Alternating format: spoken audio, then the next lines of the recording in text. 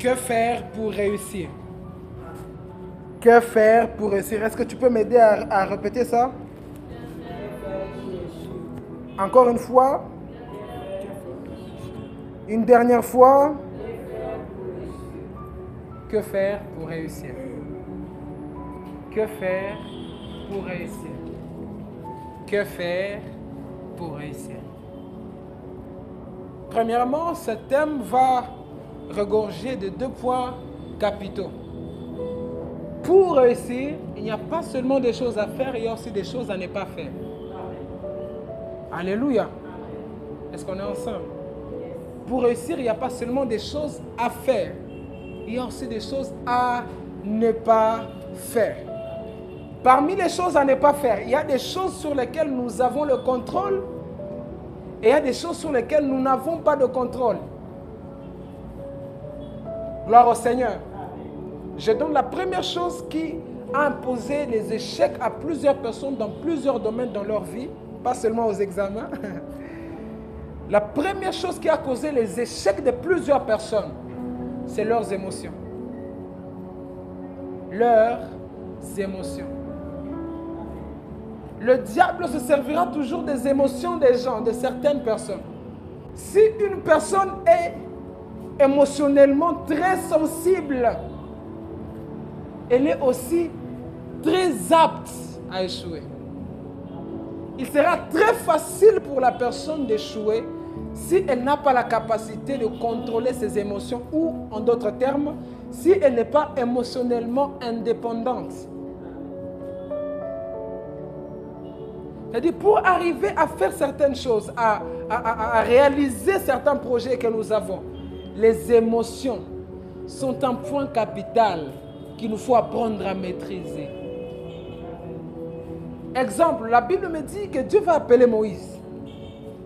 Moïse va venir et va dire, bon Seigneur, voici, je viens. Il commence à conduire le peuple d'Israël dans le désert. Le peuple se lève, Moïse il est calme. Il dit, votre Dieu va combattre pour vous. Ok, d'accord, on continue. Ils traversent la mer Rouge dans le désert. Ils vont à Rephidim, ils avancent, voilà. Mais ils arrivent à un point. Après, dans le désert. Moïse n'a jamais fait de faux pas. Il a la puissance, il a tout. La promesse que Dieu avait donnée, il est en train même de voir ça. Il sent que ça va arriver.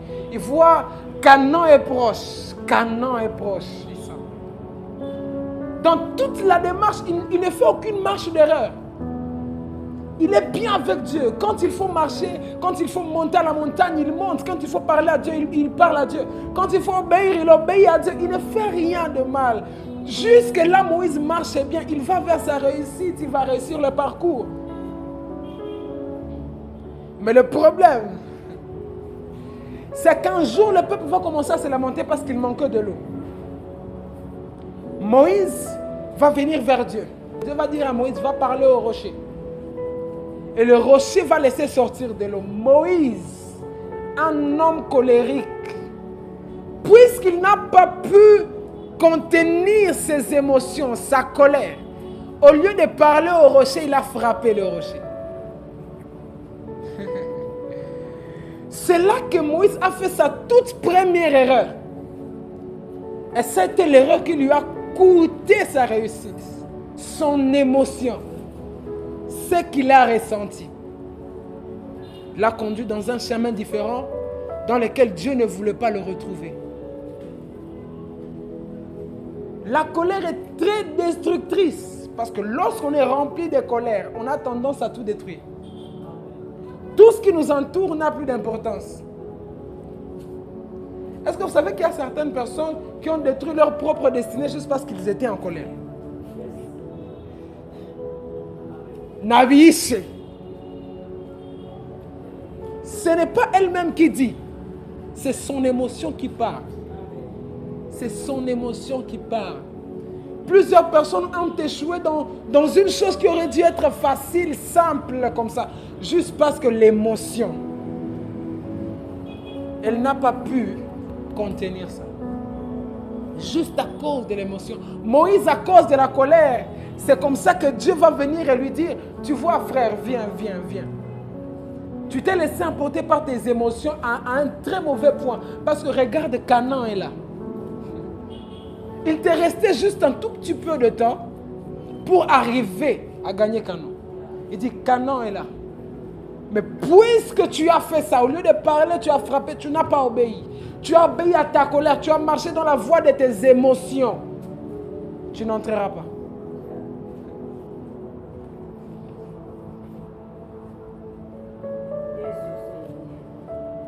Donc avec Dieu, ce ne sont pas seulement les péchés qui nous disqualifient. Ce ne sont pas seulement les péchés. Même nos émotions, les choses que nous ressentons. La Bible va dire, il va parler aux jeunes gens, surtout aux jeunes filles, il dit, ne réveillez pas l'amour avant son temps. Parce que si tu te laisses conduire par cette émotion-là, tu risques d'être disqualifié par Dieu. Avec Dieu, on ne se laisse pas aller par des émotions. Et je prie que Dieu te donne l'indépendance émotionnelle dans le nom puissant de Jésus. Que tu ne dépendes plus de tes émotions. Que tu ne dépendes plus de tes émotions. Quand je parle de ça, je ne vois pas seulement les examens d'État, je vois même la vie future. Il y a des gens qui ont détruit des opportunités. Juste parce qu'il a dit, ils m'ont manqué le respect. C'est fini, je ne fais plus ça. Juste parce que tu te sens blessé dans ton cœur, tu détruis tout. Ça, c'est l'émotion qui te conduit. Ça, c'est l'émotion qui te conduit. Prenons l'exemple sur Jésus. Jésus, en aucun cas, en aucun jour, peu importe ce qu'on lui disait, même lorsqu'on l'insultait, même lorsqu'on a craché sur lui, il ne s'est laissé emporter par ses émotions. Voilà pourquoi, à la croix, il pouvait dire des phrases comme « Père, pardonne-leur car ils ne savent pas ce qu'ils font ». Parce que là, Jésus avait vaincu ses émotions. S'il s'était laissé emporter par ses émotions, il aurait dit « Mais ces gens m'ont fait ceci, Seigneur, frappe-les ». Parce que là, à la croix, il souffre. Les gens le crucifient pour rien. S'il se laisse emporter par la colère, par exemple, il les aurait maudits. Mais puisque lui-même, il avait vaincu ses propres émotions, il a dit, Seigneur, pardonne-les. Que tes émotions ne te fassent pas rater la grâce dans la dernière marche à faire. Que tes émotions ne te fassent pas rater la grâce.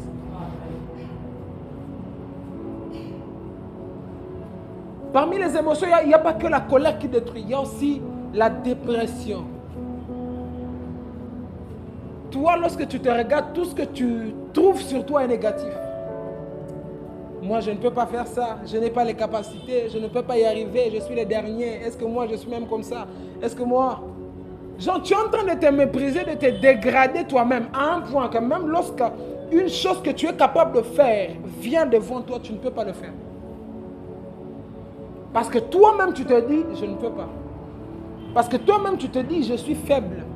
Parce que toi-même, tu te dis, je ne peux rien. Parce que moi-même, tu te dis, je ne mérite pas.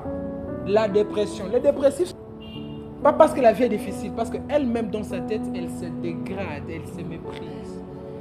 Ce genre d'émotion te fera échouer à des endroits et à des examens et à des choses dans la vie que tu étais censé réussir, mais toi-même. Un homme que Dieu admirait beaucoup était aussi comme ça. Gédéon. Là, Dieu vient à Gédéon et lui dit,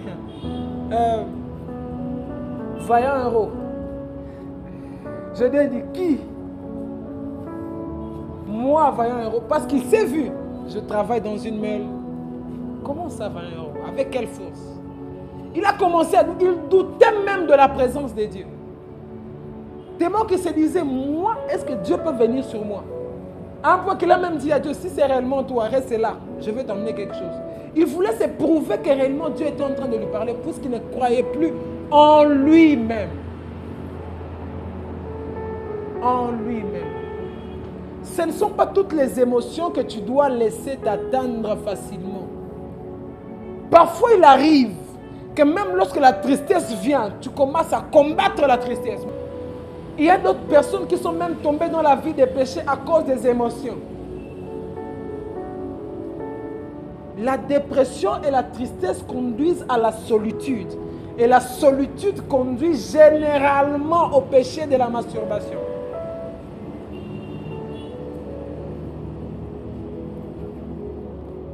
Alléluia. Alléluia. Tu dois faire tous tes efforts, apprendre à te libérer de tes émotions. Apprendre à te libérer de tes émotions. Plusieurs personnes ont même échoué dans leur mariage juste à cause des émotions. Juste à cause des émotions. Comment est-ce qu'il peut me faire ça? Moi, aujourd'hui, va voir. Libère-toi de tes émotions. Que tes émotions ne dictent pas ta manière de marcher. Alléluia. Alléluia.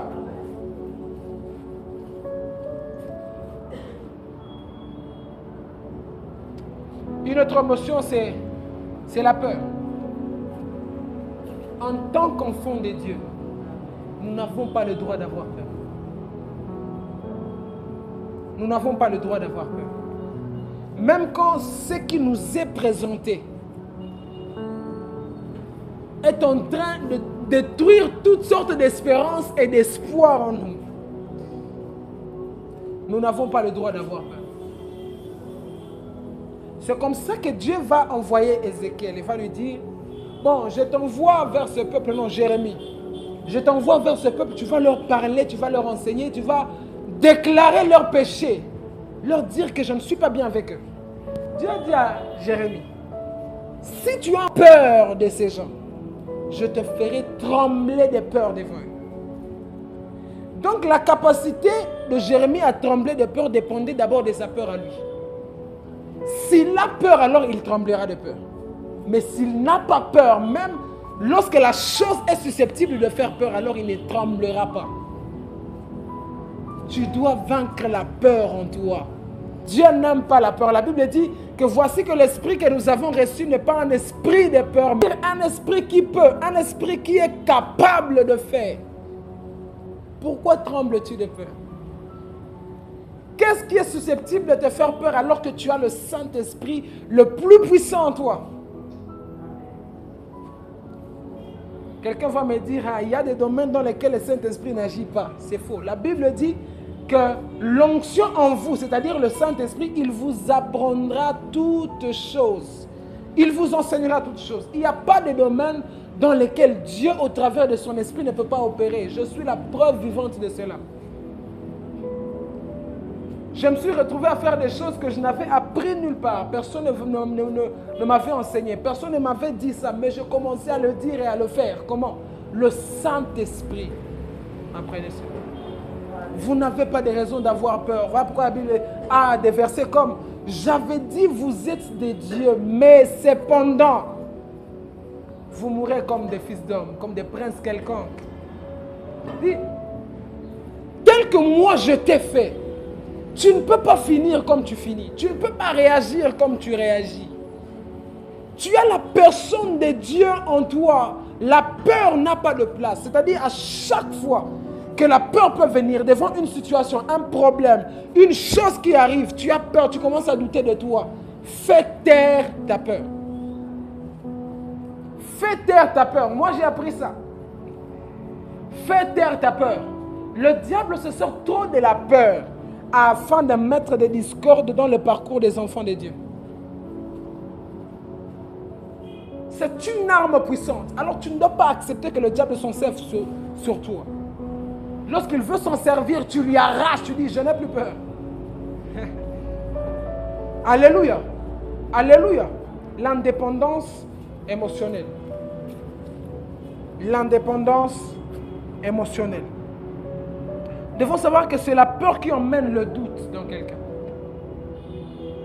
C'est la peur qui emmène le doute. Combien de gens ont échoué juste parce qu'ils avaient peur? Nous avons même les preuves dans nos écoles et tout. Tu vois, quelqu'un pose une question. Il a une réponse, mais il a peur. Il a une réponse, mais il a peur. Il dit, maintenant, là, il commence à douter. Est-ce que c'est ça? Est-ce que c'est vrai? À cause de la peur, tu doutes alors que tu as la vraie réponse. C'est comme ça que même lorsque Dieu aura mis des capacités en toi, tant que tu continueras à vivre dans la peur, tu ne douteras pas seulement de Dieu, tu douteras aussi de toi-même, tu douteras même de ce que Dieu a mis en toi. Moi, pendant longtemps, j'ai douté de ce que Dieu avait mis en moi. Que ce soit le ministère, mon intelligence ou je ne sais pas autre chose. J'ai tellement douté de moi-même, je me disais, est-ce que vraiment moi? Je prie que Dieu te libère de la peur dans le nom puissant de Jésus.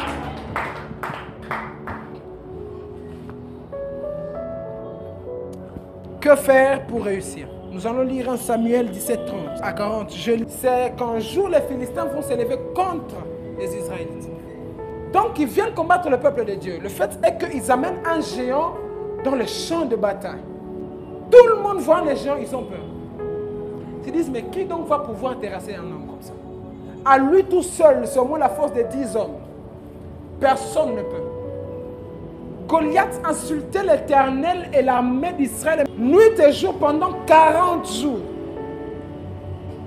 Donc il sortait, je ne sais pas, à midi, il insulte et dit, mais qui est un homme au milieu de vous qu'il s'avance? Il rentre, personne ne vient parce que tout le monde avait peur. Se libérer de ses émotions. Hein? La peur là. C'est à cause de la peur qu'ils n'ont pas pu combattre. Et pourtant, ils avaient la capacité de le faire. Ils avaient le Dieu vivant, le Dieu d'Israël. Mais à cause de la peur, ils n'ont pas pu. Pendant 40 jours et 40 nuits. Mais un jour, un homme, David, quelqu'un de simple d'apparence, Dieu l'a oint en roi. Et son père dit à David, prends ces pains et emporte-les au champ de bataille vers tes frères et va voir comment est-ce qu'ils se portent. David obéit à son père, il y va au champ de bataille. Arrivé là, David entend les rumeurs sur Goliath, puis il entend Goliath insulter. Puis il dit, mais qui est donc cet incirconcis qui est en train d'insulter l'armée de l'Éternel comme ça? Goliath, David commence à s'informer de la situation. Il commence à apprendre. Là, David me montre la première chose à faire pour réussir dans sa vie ou dans toute autre chose. S'informer. Étudier la situation. Tu ne peux pas réussir une chose dans laquelle tu n'es pas informé. Tu ne sais pas dans quoi tu vas. C'est moins probable pour toi de réussir. Plus tu t'informes sur une chose, plus tu augmentes tes chances de réussite. Alléluia. Plus tu t'informes, plus tu augmentes tes chances de réussite. Peu importe les domaines dans lesquels tu pourras aller un jour, prends d'abord la peine de commencer à t'informer sur ce domaine-là. Recueille d'abord, prends un temps pour recueillir les informations. Que tu connaisses comment est-ce que ça fonctionne, comment est-ce que ça marche. Qu'est-ce qu'il faut faire dans ces choses qu'ils ne font pas faire? C'est-à-dire, chercher les gens qui connaissent déjà les choses dans ce domaine-là. Est-ce que je parle à quelqu'un? Recherche les gens qui ont des informations exactes sur cette situation-là. Je ne sais pas dans quel secteur d'activité tu voudrais un jour entrer pour commencer à travailler. Recherche des gens qui sont déjà dans ce même domaine-là et demande les informations. Documente-toi, recueille les informations. Sache, découvre ça. C'est pour cela que David ne va pas venir et commencer à faire des insinuations parce qu'il est déjà un roi, il a l'onction. Non, il a fait ce que tout homme sage ferait. Il est parti auprès des autres soldats. Il a dit, mais qui est donc celui-là? Il savait que eux, ils sont mieux placés pour connaître ce que moi, je ne sais pas. Parce que eux, ils sont sur les champs de bataille depuis longtemps déjà. Moi, je viens juste d'arriver. C'est eux que je dois chercher. Parce que eux, au moins, ils maîtrisent. Ils ont déjà plus d'expérience que moi. Il demande, mais c'est lui qui va terrasser. Qu'est-ce qu'on va lui donner? Il est en train de recueillir les informations. Il est en train de faire un renseignement. Il est en train de faire une enquête afin de connaître. L'échec de plusieurs personnes survient, c'est Parce qu'ils vont se lancer dans une chose avec peu d'informations. Plusieurs personnes échouent parce qu'ils se lancent dans une chose avec peu d'informations. Avec peu d'informations. Peu d'informations. Le monde d'aujourd'hui, les temps par lesquels nous passons est un temps de ceux qui connaissent. Si tu ne connais pas, tu ne réussiras pas. Parce qu'il viendra quelqu'un d'autre qui sait et on verra la différence. Est-ce que je parle à quelqu'un? Prends le courage et le temps d'apprendre. Prends le courage et le temps d'apprendre, de t'informer sur toutes les choses que tu veux faire. Au verset 32, David dit à Saül, que personne ne se décourage à cause de ce Philistin. Ton serviteur ira se battre avec lui. Quand je lis ces versets, je pourrais croire que David est en train de dire à Saül qu'il croit en lui-même, qu'il croit en ses propres efforts. Parce qu'il dit, ton serviteur ira se battre. Il dit, moi, je vais aller me battre contre Goliath. On pourrait croire qu'il croit en ses propres capacités. Mais c'est faux. David ne croyait pas en lui-même d'abord. Il croyait dans le Dieu de ses exploits. Parce qu'il savait qu'un jour l'ours était venu, je l'avais tué, je l'avais terrassé. Ce jour-là, ce n'était pas mes propres efforts. Parce que combien d'hommes cet ours avait tué avant moi? Si ça n'a été Dieu, alors je ne pourrais pas tuer l'ours, venir à bout de l'ours. Il avait foi dans le Dieu de ses exploits passés. Il croyait en Dieu. Il croyait en Dieu. Qu'est-ce que Dieu a déjà fait avec toi dans le passé? Que la situation par laquelle tu passes présentement ne te fasse pas oublier ce que Dieu a fait avant. Car c'est au travers de ce que Dieu a fait avant qu'il fera avec toi ce qui vient. Tu n'as pas compris, je vais répéter ça. C'est au travers, à partir de ce que Dieu a fait avec toi avant, qu'il fera avec toi ce qui va venir plus tard. Frère, si Dieu m'a déjà guéri avant, que le coronavirus vienne, il me guérira. Parce que je sais qu'il m'a déjà guéri. Donc la guérison, ce ne sera pas une nouvelle chose, ce ne sera pas nouveau.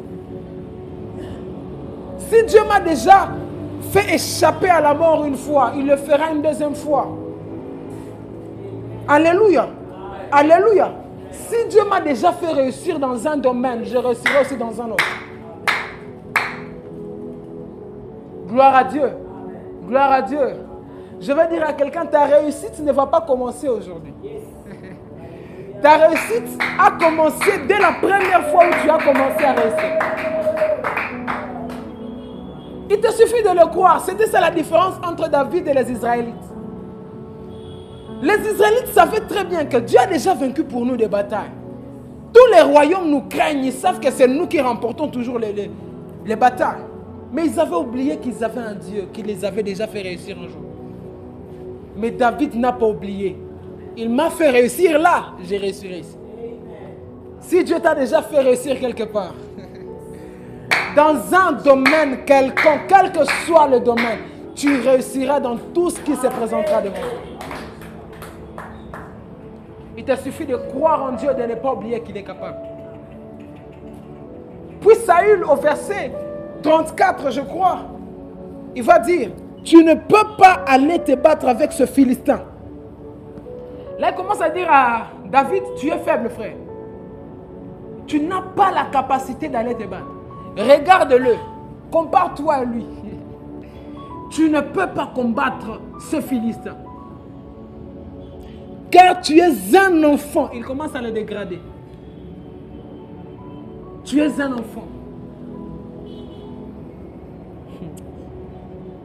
Et il est un homme de guerre de sa jeunesse. Donc il dit carrément que lui là, si on peut comparer, il te surpasse en tout. Tu n'as rien. Est-ce que tu peux te tenir là où lui il se trouve? Quelles sont tes chances face à un homme comme ça? Quelles sont tes chances? Là carrément Saül te dit, ce que tu vas faire là, l'examen là, tu vas échouer. Toi tu connais l'examen de toi. Tu connais l'examen de temps. Combien de gens intelligents vont là-bas et ils échouent? C'est ça qu'on nous dit. Ah. Oh, lui là, il était génie de sa promotion. Mais le résultat...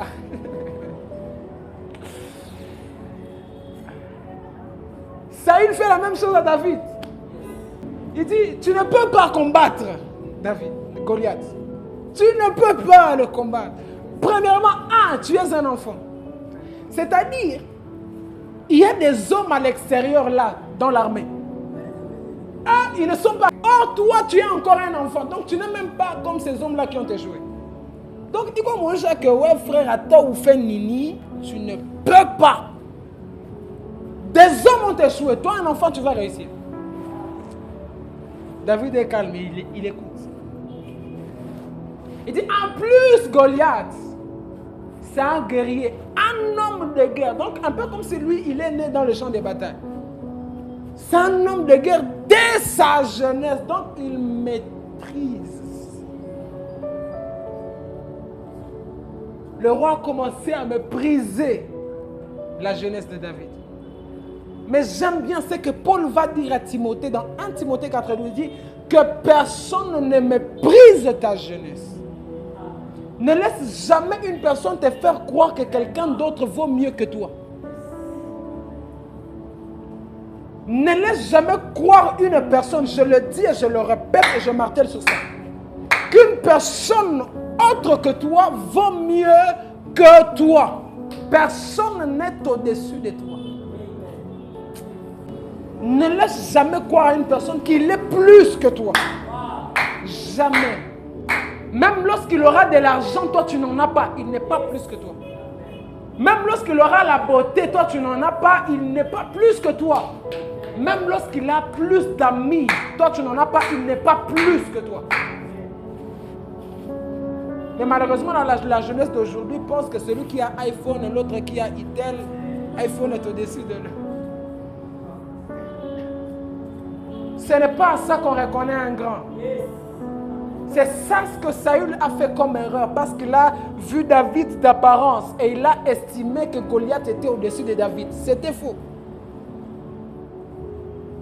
Il a vu l'apparence du jeune homme. Il s'est dit, lui il est... Puisque Goliath est grand de taille, personne n'est au-dessus de toi. Et ne crois jamais dans ta tête. Même lorsque tu vois quelqu'un là, il est en train de prêcher l'onction, les paralytiques marchent. Puis tu commences à te dire, c'est comme si Dieu ne me connaît peut-être même pas. Ce n'est pas parce qu'on opère, on fait des grandes choses et des choses grandioses qu'on est au-dessus de toi. Ne crois jamais en ça. C'est en commençant à croire en cela que la dépression vient. Et que l'échec commence. Parce que ça commence dans la tête d'un homme. Quand tu te dis, moi je suis là-bas, eux ils sont au-dessus. Quand il faudra faire ce que tu dois faire, tu diras non. Je ne peux pas faire celui qui...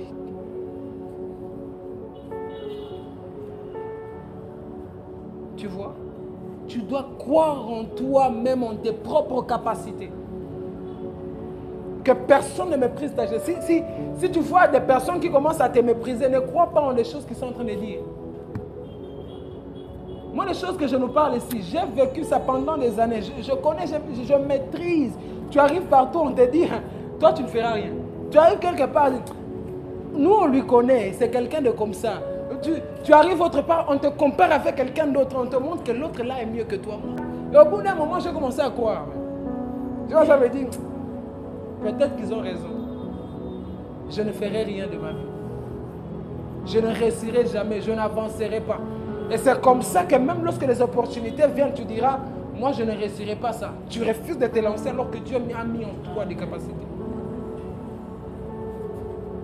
Moi j'ai vu comme ça dans les salles d'examen d'état, des personnes qui au lieu de travailler, ils voient la situation là, c'est difficile, coche,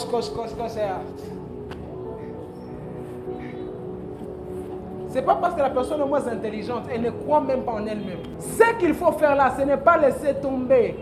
C'est de travailler, de croire en ton intelligence, en l'intelligence que Dieu t'a donnée. Tu dis, même si je n'ai pas vu, je vais faire de mon mieux.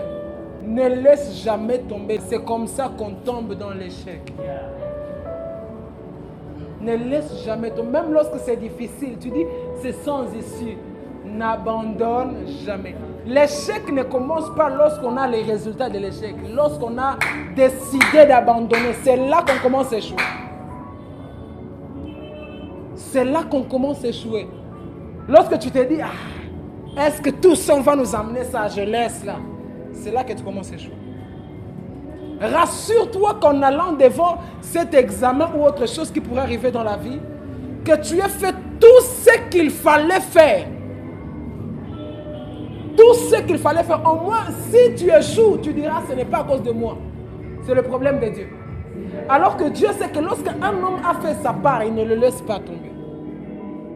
Le verset 34, après que Saül méprise David, au verset 34, David dit à Saül, il répond maintenant, ton serviteur faisait paître les brebis de son père, et quand un lion ou un ours venait en enlever une du troupeau, je courais après lui, je le frappais, j'arrachais la brebis de sa gueule. S'il se dressait contre moi, je le saisissais par la gorge, je le frappais, je le tuais. C'est ainsi que ton serviteur a terrassé le lion et l'ours, et il en sera du Philistin, de cet incirconcis comme de l'an d'eux, car il a insulté l'armée du Dieu vivant. Là, ce que David est en train de faire, c'est qu'il est en train d'étaler son CV. Il dit à Saül, lorsque tu me vois d'apparence, tu me méprises, parce que je ressemble à ça. Mais sache que les choses que j'ai faites ne sont pas comparables à ce que tu vois de moi. Vous avez accepté que les gens vous méprisent pour votre apparence. Mais n'acceptez pas que leur mépris soit réel. Est-ce que je parle à quelqu'un? Quand vous méprisez à cause de ce que vous reflétez, anafanana, nasemouataïkou, à cause de votre apparence, quand vous méprisez, il n'y a pas de problème. Mais n'acceptez pas d'être ce qu'ils disent de vous. Ça, il a dit à David, tu es un enfant, tu ne sais même pas te battre. David a dit, oui, je ressemble à un enfant là, mais moi j'ai terrassé les lions. Donc, bien que je ressemble à ça, ce n'est pas ce que je suis en réalité. Vous savez, il y a certaines personnes qui vont facilement croire dans les choses qu'on est en train de dire sur eux. Parce que même elles-mêmes, c'est comme ça qu'elles se voient. Tu vois, on peut dire, tu es idiot, tu es idiot. Tu acceptes cette insulte parce que toi-même, tu sais que tu l'es. Donc quand les gens vont venir dire des choses de toi à cause de ton apparence, accepte ce qu'ils disent, mais n'accepte pas d'être ce qu'ils disent. C'est comme ça que les gens pouvaient dire de Jésus, tu ne prophétises pas sous Dieu, tu prophétises sous Belzébuth, le prince des démons. Jésus n'a pas combattu ces gens, parce qu'il savait, bon, peut-être de ce que vous voyez, vous dites ça. Mais en réalité, moi, je ne suis pas comme ça. C'est pour cela même qu'il pouvait demander aux disciples, mais qu'est-ce que les gens disent de moi là à l'extérieur? Parce qu'il sait que l'apparence peut pousser aux gens de dire des choses sur quelqu'un. Mais n'accepte pas d'être comme ce que les gens disent. Quand il arrive que les gens peut-être peuvent te mépriser et dire tu es inutile, n'accepte pas d'être inutile. Fais tout pour être important, au moins en une chose.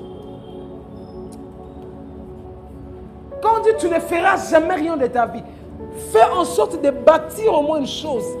De tes mains, du début à la fin, que tu dises, ils ont dit que je ne ferai jamais rien, voici j'ai fait quelque chose. C'est comme ça qu'un homme qui réussira vit. Quand on dit toi, voici ta limite, tu ne peux pas avancer. N'accepte pas aussi de rester en un lieu, tu leur donnes raison. Travaille et fais tous tes efforts pour avancer.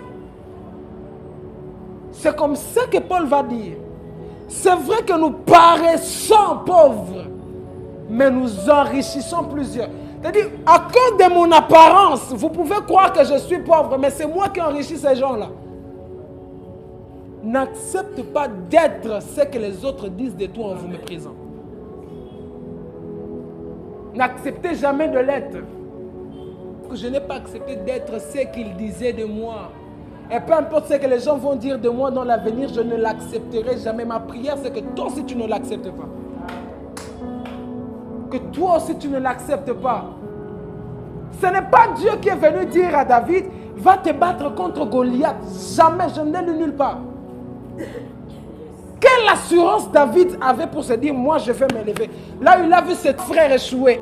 Ses grands frères ont échoué. Lui s'est dit, moi je vais me battre. Sans épée, sans lance, rien. Moi et moi seul avec ma fronde. Quelle assurance il avait. Il ne voulait pas être ce que Saül disait de lui. S'il fouillait devant Saül, alors il serait maintenant un vrai enfant, comme Saül avait dit. Mais là où les hommes ont échoué, lui, il s'est avancé. C'est comme cela que maintenant, après, lorsqu'il aura vaincu Goliath, les femmes vont chanter. Saül a tué ses 1000, David a tué ses 10 000. Pourquoi? Il n'a pas accepté d'être ce que Saül disait de lui en le méprisant. N'accepte jamais. L'échec commence aussi lorsque tu l'as accepté là-bas. C'est comme ça qu'on y va. Mais j'ai vu des gens qui vont dans des salles d'examen. Tu n'es même pas entré. Mais tu commences déjà à déclarer les choses négatives sur toi-même. Parce que ta tête a déjà accepté la situation.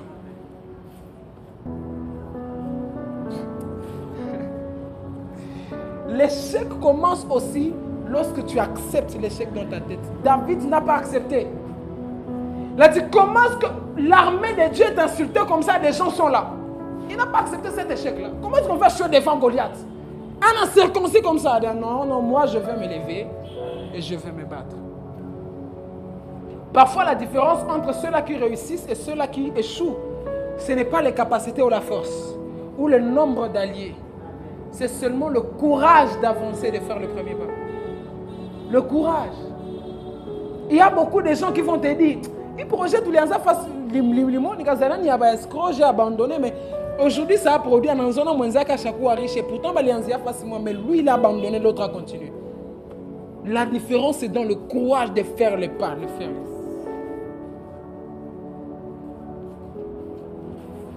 Mais David va nous montrer que, bien que j'ai déjà fait toutes ces choses, bien que j'ai tué le lion et l'ours, bien que j'ai fait tout cela, ce ne sont pas mes efforts qui m'emmènent devant Goliath. Je ne crois pas en ma propre intelligence. Je crois en Dieu. Donc il n'est pas seulement question d'être armé d'intelligence, mais aussi de compter sur Dieu. Comptez sur Dieu. Ce n'est pas une information que je vous donne ou une nouvelle. Beaucoup de gens vont compter sur les fétiches. Beaucoup de gens vont compter sur la tricherie et autres méthodes. Toi, compte sur Dieu. Toi, compte sur Dieu. Compte sur Dieu. Avec l'intelligence que Dieu t'a donnée. Avec tout ce que tu as appris durant l'année du début à la fin. Compte surtout sur Dieu. Compte surtout sur Dieu. Que tu dises, Seigneur, si je veux réussir, en tout cas c'est toi. En tout cas c'est toi. Ta réussite dépend de Dieu. Ta réussite dépend de Dieu. Que ce soit cet examen qui arrive ou dans les épreuves de la vie future, là, ta réussite doit toujours dépendre de Dieu, dépendra toujours de Dieu. Toujours de Dieu. Toujours de Dieu. Toujours de Dieu. Toujours de Dieu. C'est comme ça que David va dire, l'Éternel qui m'a libéré de la griffe du lion et de la patte de l'ours me délivrera aussi de la main de ces Philistins. C'est-à-dire, il ne dit pas c'est ma force, mais c'est l'Éternel qui m'a délivré de la griffe. Donc même lorsque c'était moi qui suis parti me battre contre les lions, mais c'était l'Éternel en réalité qui m'a libéré là-bas. Même lorsque c'est l'ours qui est venu et j'ai tué l'ours, c'était l'Éternel. C'est-à-dire, si tu as déjà réussi une fois, c'était Dieu, ce n'était pas ton intelligence. Parce qu'il y a des gens qui vont aller aux examens d'État et ils croient en leur intelligence. Ils se disent, je suis génie. Tout le monde sait que moi, en tout cas, quand ça constitue, je suis... C'est pour cela que plusieurs échouent. Dieu n'aime pas des gens qui se confient dans leur propre capacité. Dieu n'aime pas ces gens-là. Tellement que tu es habitué à réussir. Lorsqu'on est encore dans la classe, tu as un examen, tout le monde dit, Mara, tout. Toi, tu vas réussir ta nionnesse, ta nia. Toi, maintenant, tu... Bon. Niki pas ta carte, tu ah, vrai. Dieu n'aime pas ce genre de choses. Tu dois dépendre de Dieu. Toi, ta réussite pour toi est un point de chute parce que ça te rend orgueilleux. Tu ne vas aller nulle part. Dieu ne permettra pas que tu réussisses parce qu'il ne veut pas que tu tombes. Ta réussite, tu dois reconnaître que ça te vient de Dieu. Tu dois aller là-bas, bien que tu aies étudié tous les cahiers, tu as fait des exercices, la tête, tu es mal, tu n'as pas dormi pendant plusieurs nuits. Tu dois connaître et reconnaître profondément en toi-même que c'est Dieu qui me fera passer cette épreuve. Que c'est Dieu qui me fera passer. Moïse, avec la puissance qu'il avait, Dieu lui avait même déjà dit, je te ferai Dieu devant Pharaon. Mais lorsqu'ils arrivent devant la mer rouge, il dit au peuple d'Israël, regardez aujourd'hui la délivrance de l'Éternel. Il n'a pas dit, moi je veux me battre contre ces Égyptiens. Bien que Dieu l'avait déjà fait Dieu. Il croyait encore à Dieu et Dieu s'est battu pour lui. Crois en la réussite qui vient de Dieu. Dieu lui-même. Dieu est fort dans sa capacité à étonner les gens. Dieu est très fort dans sa capacité à étonner les gens. Dieu est très fort dans sa capacité à étonner les gens. Si seulement tu crois en Dieu, il t'étonnera. Il t'étonnera. Même dans les choses dans lesquelles tu te disais, ah là, je ne vois pas vraiment les résultats, je ne crois pas que ça produira. C'est là que Dieu fait des miracles. C'est là que Dieu fait des miracles. C'est là que Dieu fait des miracles. Sur ce point-là, je nous permets de douter de nous-mêmes. Doute de ton intelligence, mais crois en Dieu. Doute de toi-même, mais crois en Dieu. Parce que tu es un homme, tu peux faire des erreurs, mais Dieu ne peut pas commettre d'erreur. Dieu ne peut pas. David dit, quand je t'ai dit que le lion est mort, en réalité, ce ne sont pas mes exploits que j'étais en train de te montrer. Ce sont les exploits de Dieu. Est-ce que seulement tu reconnais que lorsque tu as déjà réussi un jour, c'était Dieu?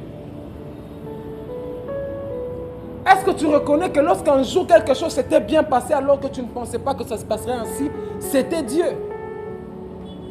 Plusieurs personnes échouent parce qu'ils ramènent toute la gloire à eux. Ah, les génies. Il ne faut pas tout ramener à vous. Croyez profondément en la main puissante et dans le soutien de Dieu. Alléluia. Alléluia. Malheureusement, il y aura toujours certaines personnes qui vont se dire, voilà, je ne vais pas me préparer, je verrai le moment venu. Elles ne savent pas que le moment venu se prépare maintenant. David n'a pas commencé à combattre Goliath dans la vallée. Il a commencé à combattre Goliath dès la brousse où le lion est venu, il s'est battu. Il s'est battu. L'ours est venu, il s'est battu. C'est là qu'il a commencé la bataille. Car s'il n'a pas pu vaincre, s'il n'est pas pu vaincre le lion et l'ours, il ne pourrait se dire être capable de se tenir devant Goliath et de le combattre. Commence à faire les petites choses. Ce ne sera peut-être pas grand. Mais la vie, elle aura des épreuves, ça je veux vous l'assurer. Elle aura des épreuves. Ou si tu te retrouves dans ces mêmes épreuves-là, sans palmarès, sans CV, sans des choses que tu as déjà accomplies au préalable. alors tu échoueras à coup sûr. Tu échoueras. Tu échoueras. Qu'on ne vous trompe pas, ce n'est pas tout le monde qui échoue aux examens qui n'a pas eu la chance. Il y a ceux qui méprisaient déjà les cours au cours de l'année. Toi, tu méprises déjà les cours. Tu dis, ah, je vais sauter. Tu viens comme tu veux. C'est là que l'échec a commencé. Oh, je ne dis pas que vous allez échouer. Je ne dis pas que vous allez échouer. Mais ça, c'est juste vous dire qu'il y a des réussites qui se préparent à l'avance. Tu ne sais pas ce qui t'arrivera. Mais fais tout ce que tu dois faire quand il faut le faire. Remplis ta part. Remplis ta part. Il n'est pas question que David vainque Goliath s'il n'a pas déjà terrassé le lion et l'ours. Il n'est pas question que ça se fasse. Sinon même Saül ne va pas le permettre d'aller au champ de bataille. Saül ne l'a laissé partir que lorsque David lui avait dit « J'ai tué l'ours, j'ai tué les lions ». C'est là qu'il lui a permis, il lui a donné son armure et son épée. Mais plusieurs personnes veulent voir Dieu combattre pour eux, faire des choses, vaincre des choses. Mais toi, qu'as-tu déjà fait? Quand Dieu te voit, il dit, tu es inexpérimenté. Si je t'emmène là-bas, tu vas échouer. Là, je ne parle pas des examens d'État, je parle des épreuves de la vie. Alléluia. Alléluia. Gloire à Jésus. David avait fait sa part. As-tu fait la tienne? C'est la question qui se pose. Hein?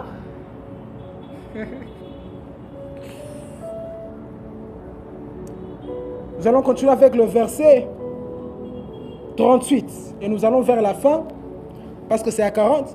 Saül fit mettre ses vêtements à David.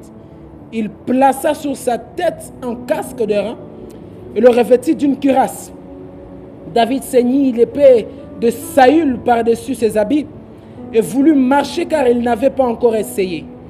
Mais il dit à Saül, je ne puis pas marcher avec cette armure, je n'y suis pas accoutumé. Et il s'en débarrasse. Un autre secret pour arriver à réussir devant les épreuves, c'est qu'il ne faut jamais prendre les choses qui sont extérieures à l'originalité que Dieu t'avait donnée. Par là, si je vais dans le cadre des examens d'État, éviter la tricherie. Éviter la tricherie. Dieu n'honore jamais ce qui est corrompu dès l'origine. Dieu n'honore jamais ça.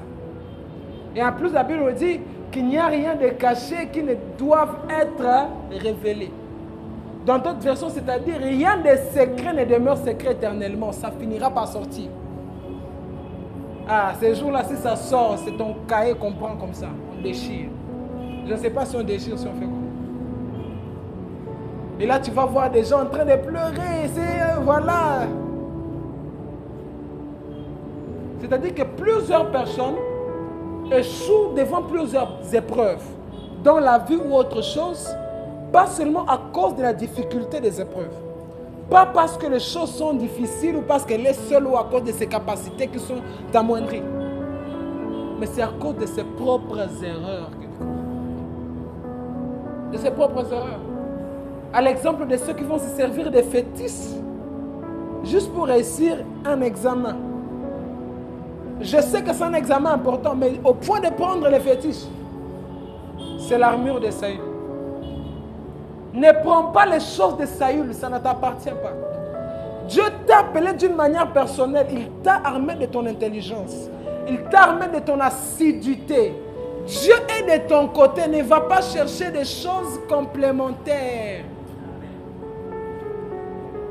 Ne va pas faire ça, oh les stylos magiques, je ne sais pas, toutes les choses qu'on vend, toutes les choses qu'on vend. Ne crois pas en ces choses-là. N'y pense même pas, parce que j'ai même vu des collègues qui commençaient à penser à ces choses. N'y pense pas. Peut-être devrais-je faire, peut-être devrais-je faire. Ne cherche pas les méthodes, 1001 méthodes pour arriver à réussir. Le secret, c'est Dieu. Le secret, c'est Dieu. Le secret, c'est Dieu. Le secret, c'est Dieu. Je vais finir vers une chose importante ici, ne te perds pas. Le 39 vient me dire, et c'est là que je vais dire des choses importantes. Avant d'aller au verset 39, j'aimerais d'abord déjà souligner ces deux choses. Surtout qu'il y a certaines personnes qui viennent d'entrer. Bienvenue mes frères. Et que nous avions déjà commencé depuis avant. C'est que plusieurs Jésus, lorsqu'ils font généralement ces deux choses. Premièrement, ce qu'il ne faut pas faire. Et deuxièmement, ne pas faire ce qu'il fallait faire. C'est ça que nous avons dit. Ils font ce qu'il ne faut pas faire. Et deuxièmement, ils ne font pas ce qu'il fallait faire. Certaines personnes, et ce n'est pas nouveau, et moi-même ça m'énerve grave, ils vont mépriser les études, même lorsque les autres vont aller faire des révisions. En groupe, vont sortir, comme ça, et ils vont mépriser. Ils ne vont pas travailler, ils ne vont pas étudier. Mais ils s'attendent à ce que lorsqu'ils seront dans la salle d'examen, qu'ils réussissent. Comment ça se fait? Et c'est là qu'il y a maintenant des frères qui vont commencer à déranger d'autres frères. C'est quoi? Fais-moi un signe. Pendant qu'il fallait étudier, pendant qu'il fallait t'informer, tu n'as pas voulu le faire. Mais quand c'est l'heure de l'épreuve, tu veux réussir. Comment? David, pour réussir à vaincre Goliath, il a commencé par s'informer. Qui est cet incirconcis? C'est lui qui va vaincre. Qu'est-ce qu'on va lui donner? Il faut prendre le temps d'apprendre, mes frères et sœurs. C'est fatigant, mais ça paye. C'est fatigant, mais ça paye. Il faut prendre le temps d'apprendre. Et quand je dis ça, ne voyez pas seulement l'examen d'État, voyez même les opportunités dans l'avenir qui peuvent arriver. Nous avons dit beaucoup de choses, il n'y a pas moyen d'y revenir. Et il y en a d'autres qui font des choses qu'il ne fallait pas faire, comme ceux-là qui vont se distraire. Rester dans de graves distractions. Ils ne savent pas calculer les temps par lesquels ils passent. Les temps dans lesquels tu es, est-ce le temps de te distraire? Est-ce que vous savez même que dans certains pays, l'obtention de son diplôme était la ligne indicatrice qu'une personne était devenue assez mature pour prendre une certaine catégorie de responsabilités. Mais aujourd'hui, quand on a diplôme chez nous ici, ça ne veut rien dire. Si tu es déjà prêt à passer cet examen, sache que même les temps te disent, il faut être sérieux avec la vie. Il faut être sérieux avec la vie. Parce que parfois, on pense que le temps, l'année, c'est long. Mais après, là, tu vas te rendre compte que 5 ans, c'est trop court. 5 ans, c'est trop court. Un jour, tu vas te réveiller, tu vas te lever, tu vas dire, mais il y a 5 ans, je fais ça. Aujourd'hui, qu'est-ce que je fais? Tu dois prendre conscience et commencer à faire les choses que tu es censé faire. Alléluia. Alléluia. Au verset 38 et 39. Le 39e, David dit, le 40e plutôt, il prit en main son bâton, choisit dans le torrent 5 pierres polies et les mit dans sa gibecière de berger et dans sa poche, puis sa fronde à la main, il s'avançant contre les Philistins. C'est par ces versets que nous allons finir. C'est par ces versets que nous allons finir. Parce que là, David est en train de nous révéler le secret de sa réussite. Que faire pour réussir? Le secret de sa réussite. Le secret de sa victoire. La première chose qu'il fit, il prit dans sa main son bâton. Puisque si vous ne savez pas, David était berger. Dans sa main son bâton. Le bâton sert au berger d'une arme contre les animaux ravageurs. C'est-à-dire, lorsque le lion était venu pour prendre l'agneau, David, normalement, se servait de son bâton pour frapper l'animal qui va attaquer le troupeau. C'est-à-dire, c'était une arme entre ses mains. Ici, carrément, David nous dit que pour aller combattre Goliath, pour aller passer cet examen, pour aller passer cette épreuve, Les choses à faire, ce n'est pas seulement de s'informer. C'est bien, mais ce n'est pas suffisant. Ce n'est pas seulement de donner son CV. J'ai déjà fait ça, j'ai déjà fait ceci. C'est bien, mais ce n'est pas suffisant. Il faut prendre son bâton, son arme à la main. Là, carrément, on nous parle de la vie de prière. On nous parle des prières. Tu ne peux pas aller te battre si tu n'es pas déjà fort en prière. C'est ça qui te donnera la force devant cette épreuve-là. Devant cette épreuve-là. Voilà pourquoi Jésus va dire aux disciples, vous n'avez même pas prié avec moi 1 heure afin de ne pas tomber en tentation. Donc, vous aurez la force de ne pas tomber. Vous aurez la force de ne pas échouer. Seulement si vous avez prié au préalable même 1 heure. La prière est une chose essentielle et plus qu'importante. Lorsqu'on veut passer par une épreuve, lorsqu'on passe par des temps d'épreuve, même lorsqu'il s'agit des examens, la prière. Moi, j'ai prié et j'ai réussi. Alléluia. Alléluia. Qui croit que la prière peut lui donner des choses qu'il n'est pas capable de faire? Je prie qu'au travers de ce temps qu'on va passer ici, que Dieu te donne la chose là, au nom de Jésus. Il ne s'est pas arrêté à son bâton. La deuxième chose, il choisit dans le torrent 5 pierres polies. Il choisit dans le torrent 5 pierres. C'est ça qui me plaît avec ce verset. On précise l'endroit où il a tiré les pierres. C'est dans le torrent. Le torrent, c'est de l'eau, hein? C'est ça? C'est comme une rivière d'eau qui coule à une très grande vitesse. C'est là qu'il est parti chercher les pierres. Or, dans la Bible, l'eau, c'est une représentation allégorique de la parole de Dieu. C'est-à-dire, si tu dois t'armer d'une chose, fais-le dans le respect de la parole de Dieu. Ce que la parole de Dieu accepte, fais-le. Ce qu'elle n'accepte pas, ne fais pas. Par là, je condamne ceux-là qui vont chercher les fétiches. Tu vas hors cadre de la parole de Dieu, tu vas échouer. Ta pierre ne peut rien faire. Qu'est-ce que la pierre de David avait de si spécial pour arriver à terrasser Goliath? Une pierre contre un géant. Même un enfant. Même un enfant. Qu'est-ce qu'elle avait de si spécial? Elle prenait sa source dans ce que Dieu a accepté. Si Dieu accepte, agrée ta méthode lorsque tu vas devant un examen, une épreuve, il sera avec toi. Il sera avec toi. Il sera avec toi. Il sera avec toi. Il sera avec toi. Quelle est la méthode que tu as?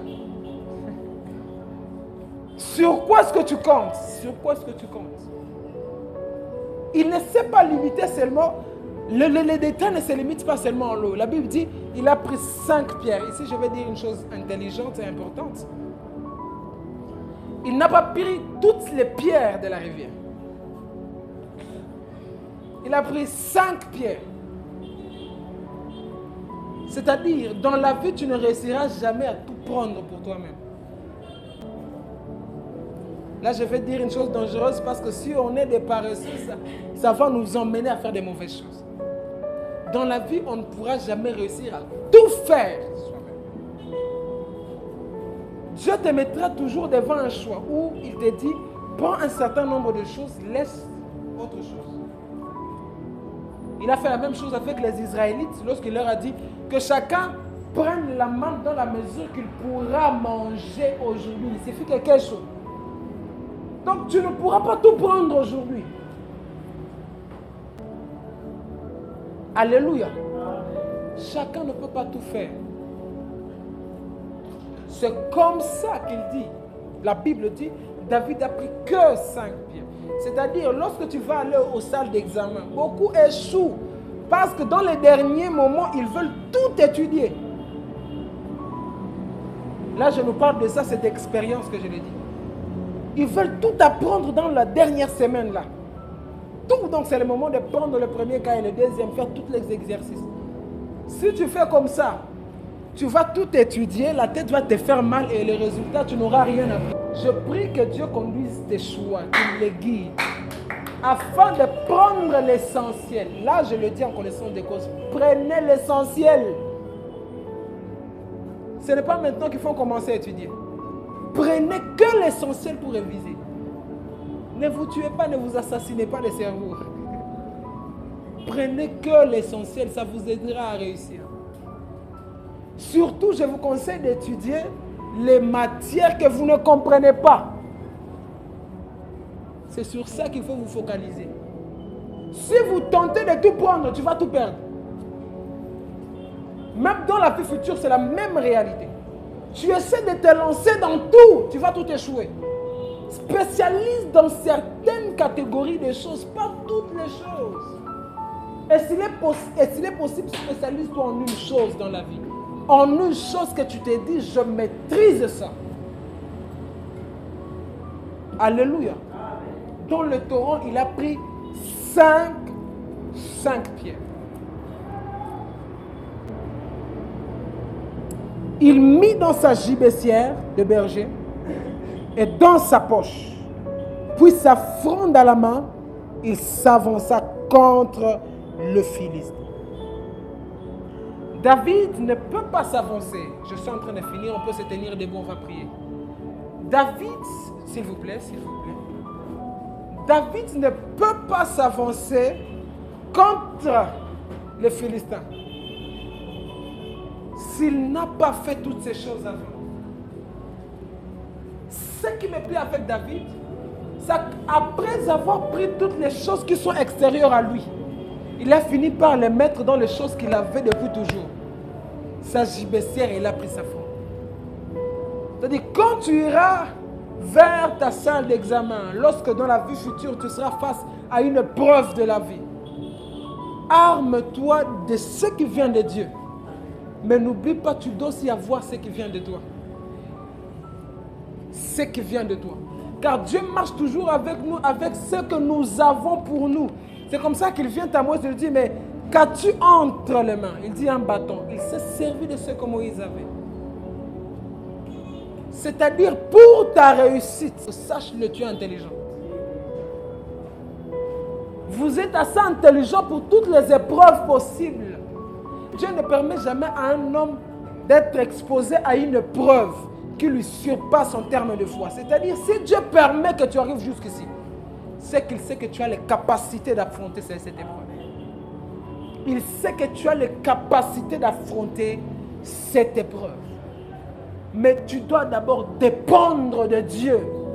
Dire à Dieu, si je viens au devant de toi, c'est parce que je sais que bien que je sois intelligent, bien que tu m'aies armé de toutes les choses, c'est toi qui me feras réussir. C'est toi qui me feras réussir. Voilà pourquoi je suis venu ici. C'est parce que je sais que je ne trouverai pas ma réussite près d'un marabout ou un féticheur. C'est toi qui me feras réussir. C'est toi qui me feras réussir. C'est toi qui me feras réussir.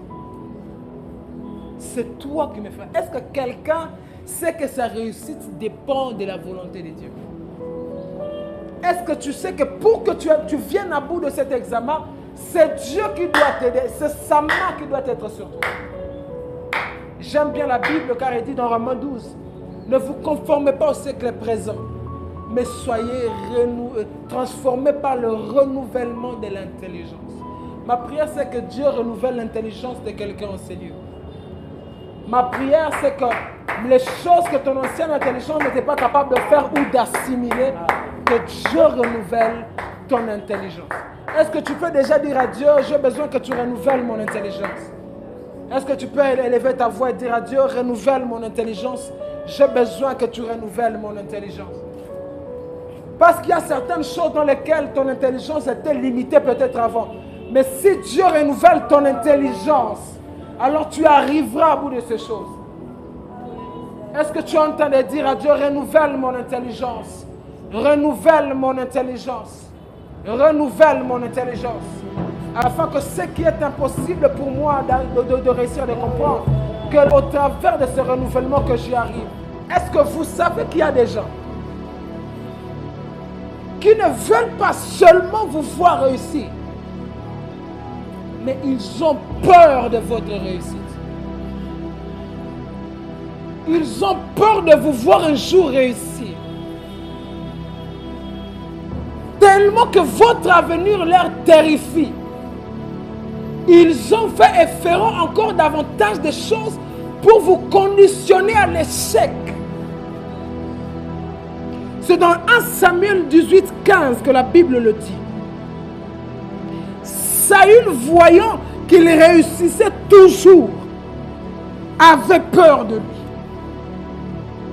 Puisque David y réussissait, la réussite de David terrifiait Saül. Que dire de nos membres de famille, parce que nous connaissons très bien l'histoire avec la sorcellerie familiale. Il y aura toujours des gens qui sont terrifiés de nos réussites. Ils seront toujours terrifiés de nous voir réussir, terrifiés de nous voir élever, terrifiés de nous voir grandir, terrifiés de nous voir avancer. Ces gens-là sont terrifiés parce qu'ils voient que ta réussite cache ton avenir. Alors tu vas t'élever contre toute personne qui se tienne derrière l'échec de ta vie, même lorsqu'il s'agit de cet examen. Tu vas le combattre sous l'onction de Dieu qui se trouve en ces lieux. Et tu vas emmener tous leurs plans et leurs projets à l'au-delà maintenant dans le nom puissant de Jésus. Que s'ils ont prévu le chèque pour toi, qu'ils connaissent l'échec dans leur projet sur ta vie. Lorsqu'ils auront déclaré ton échec même sur cet examen, que eux, tous leurs projets, est-ce que tu peux déjà élever ta voix et combattre tous les gens qui ont peur de ta réussite, qui ont peur de te voir réussir, qui ont peur de te voir élever? Est-ce que tu peux les combattre? Je ne vois pas quelqu'un qui s'élève contre les gens qui sont en train de conditionner son échec.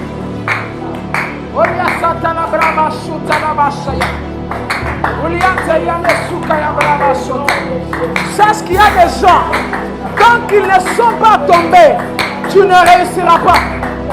Tant qu'Hérode n'était pas mort, Jésus n'était pas en sécurité. Il fallait qu'il y ait quelqu'un qui tombe. Il fallait qu'il y ait quelqu'un qui tombe. Que tous les ennemis de ta vie, tous ceux qui sont derrière ton échec, tous ceux qui ont dit que tu ne réussiras pas, tous ceux qui ont dit que tu échoueras, que Dieu les confonde dans le nom puissant de Jésus. Que la confusion soit sur eux. Lorsqu'ils te verront réussir, qu'ils soient confondus dans le nom puissant de Jésus.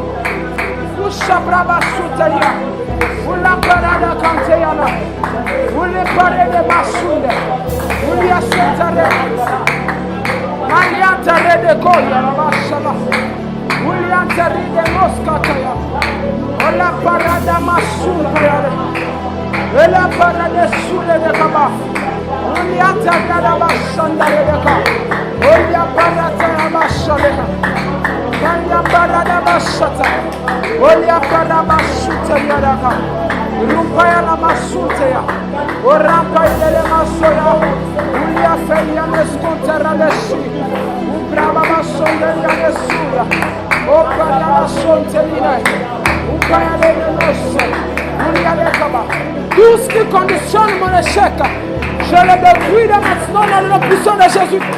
Tout ce qui conditionne mes échecs, je le détruis dans le nom de Jésus. Et je déclare la réussite. Je déclare la réussite dans toutes les choses que j'entreprendrai. Je déclare que je réussirai. Dans toutes mes entreprises, je déclare que je réussirai. J'aurai du succès dans tout ce que je ferai. Petite chose soit-elle, Jésus, je réussirai. Dans le nom puissant de Jésus.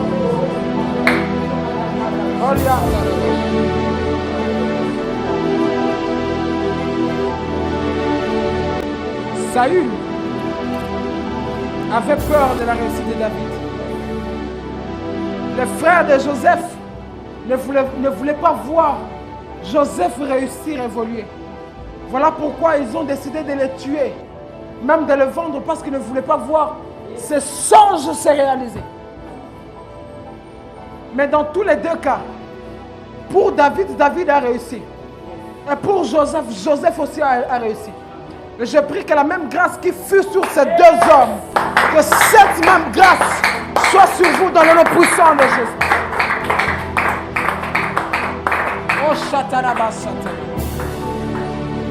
Plusieurs personnes comptent sur autre chose étrangère pour réussir. Même ceux-là qui vont se lever contre vous afin de vous faire échouer. Je suis en train déjà d'annoncer qu'ils vont échouer. Parce qu'ils ne sauront pas que votre réussite dès maintenant n'est pas seulement dans votre intelligence, mais en Jésus-Christ. C'est-à-dire lorsque vous allez faire rencontre avec les occultistes, ils vont peut-être essayer de voler votre intelligence, de rendre votre intelligence inerte, mais ils vont toucher un mauvais poids. Parce que le secret de votre réussite n'est pas dans l'intelligence, mais c'est en Jésus-Christ. Mais c'est en Jésus-Christ.